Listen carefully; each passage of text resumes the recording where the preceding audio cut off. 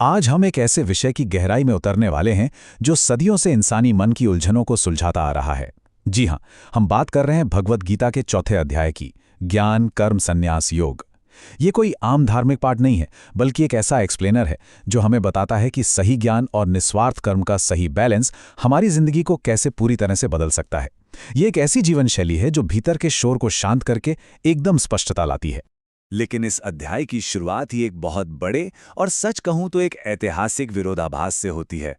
जरा सोचिए, श्री कृष्ण जो अर्जुन के ठीक सामने खड़े थे, उन्होंने समय की शुरुआत में प्राचीन सूर्य देव को ये ज्ञान कैसे दिया होगा?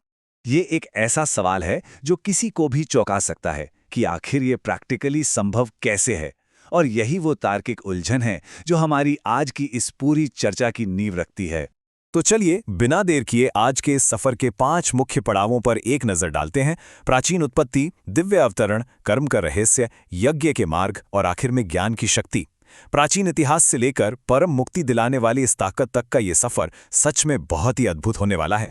शुरुआत करते हैं हमारे पहले पड़ाव से, प्राचीन उत्पत्ति।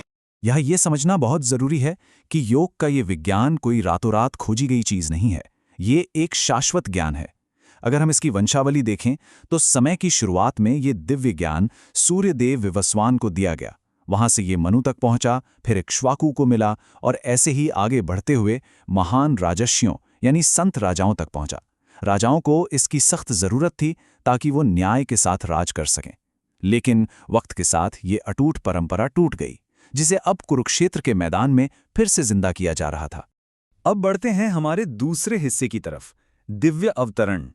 यहीं पर उम्र और समय वाले उस सवाल का जवाब मिलता है। यहां एक बड़ा गहरा सिद्धांत सामने आता है, योग माया। अब सोचने वाली बात यह है कि अगर परम सत्ता हमेशा से अजन्मा और अमर है तो वो इस भौतिक धरती पर प्रकट कैसे होती है? खैर, यहीं योग माया का रहस्य काम आता है। ये वो दिव्य शक्ति है जिसका इस्तेमाल करके ईश्वर इस दुनिया में आते हैं, वो भी दुनिया की किसी भी बुराई या कमी से बिल्कुल अछूते रहेंगे, एकदम शुद्ध और दिव्य। पर सवाल ये उठता है कि वो अवतरित होते ही क्यों हैं? इसके 3 सबसे बड़े कारण हैं। पहला, अच्छे और सच्चे लोगों की रक्षा करना। दूसरा, बुरे और दुष्ट लोगों का विनाश करना। और तीसरा, जो शायद सबसे अहम है, धर्म यानी सच्चाई और नैतिकता के रास्ते को फिर से स्थापित करना। ये असल में पूरे ब्रह्मांड का बैलेंस बनाए रखने का एक तरीका है जो हर युग में दोहराया जाता है। और यहीं से हम कदम रखते हैं तीसरे और सबसे दिलचस्प हिस्से में, कर्म का रहस्य। हमारे कर्मों और उनके नतीजों को लेकर मन में हमेशा एक भारी उलझन बनी रहती है। इसे ऐसे समझते हैं, एक तरफ है अनुशंसित कर्म, यानी वो काम जो हमें अपनी जिम्मेदारियों के तौर पर करने ही चाहिए, और दूसरी तरफ है अकर्म, यानी पूरी तरह से आध्यात्मिक वैराग्य की स्थिति। वैसे इनके बीच एक विकर्म या गलत काम की श्रेणी भी होती है। मजेदार बात तो यह है कि बड़े बड़े ज्ञानी भी कभी-कभी इन श्रेणियों को समझने में धोखा खा जाते हैं। अब इस विचार पर गौर कीजिए। ये सच में दिमाग की बत्ती जला देने वाला सिद्धांत है। जो कर्म में अकर्म और अकर्म में कर्म देखता है, इसका असल में क्या मतलब हुआ? इसका सीधा सा अर्थ ये है कि एक सच्चा कर्मयोगी वो है जो दुनिया भर के कामों में पूरी तरह व्यस्त रहते हुए भी अंदर से इतना शांत होता है मानो वो कुछ कर ही ना रहा हो। वो काम तो करता है लेकिन उसके नतीजों के बंधनों से एकदम आजाद रहता है। मतलब बहुत साफ है, कर्म का असली मास्टर वही है जो अपने हर काम को एक यज्ञ या निस्वार्थ भेंट की तरह करता है। जब काम करते समय उसके नतीजों से कोई मोह ही नहीं रहता, तभी सच्ची आजादी मिलती है। ऐसे लोग बाहरी चीजों पर निर्भर नहीं रहते। सफलता मिले तो वो बहुत ज्यादा उछलते नहीं, और विफलता मिले तो टूटते नहीं। वो हर हाल में बिल्कुल स्थिर रहते हैं। यही स्थिर समर्पण हमें ले जाता है चौथे हिस्से पर, यज्ञ के मार्ग। पुराने जमाने के ऋषि मुनियों ने सिर्फ एकांत में बैठकर ध्यान नहीं किया, बल्कि उन्होंने अपने पूरे जीवन और रोजमर्रा के कामों को ही एक यज्ञ बना दिया था। सच की तलाश के कई रास्ते हो सकते हैं। कोई अपनी संपत्ति दान करता है, कोई कड़ी तपस्या करता है, कुछ लोग प्राणायाम के जरिए अपनी सांसों पर नियंत्रण करते हैं, तो कुछ शास्त्रों के ज्ञान में खुद को पूरी तरह डुबो देते हैं।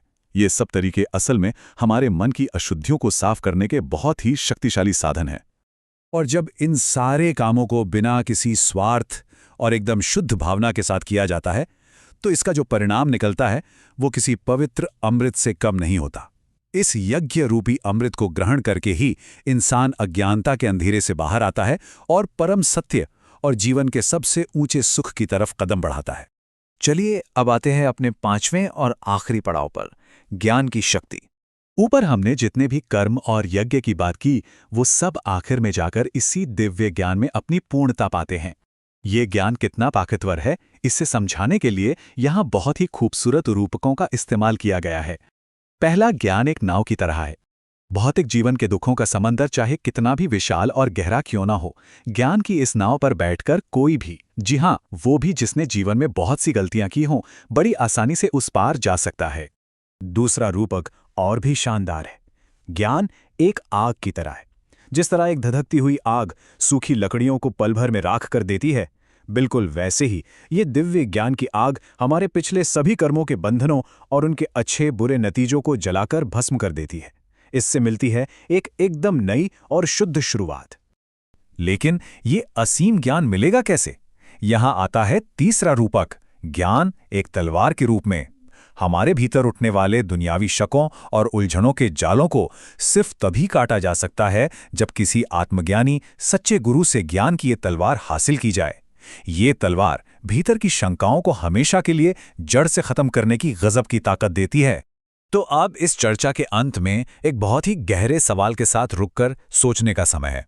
क्या हम अपने मन के इन संदेहों और उलझनों को खुद पर हावी होने देंगे, या फिर हम एक सच्चे गुरु के मार्गदर्शन में ज्ञान की वो तलवार उठाएंगे, अपने भीतर के भटकाव को दूर करेंगे और योग में पूरी तरह स्थित होकर अपने जीवन के कर्म करेंगे?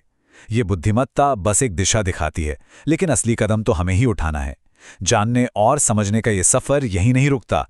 इसे जीवन में उतारिए और आगे बढ़ते रहिए।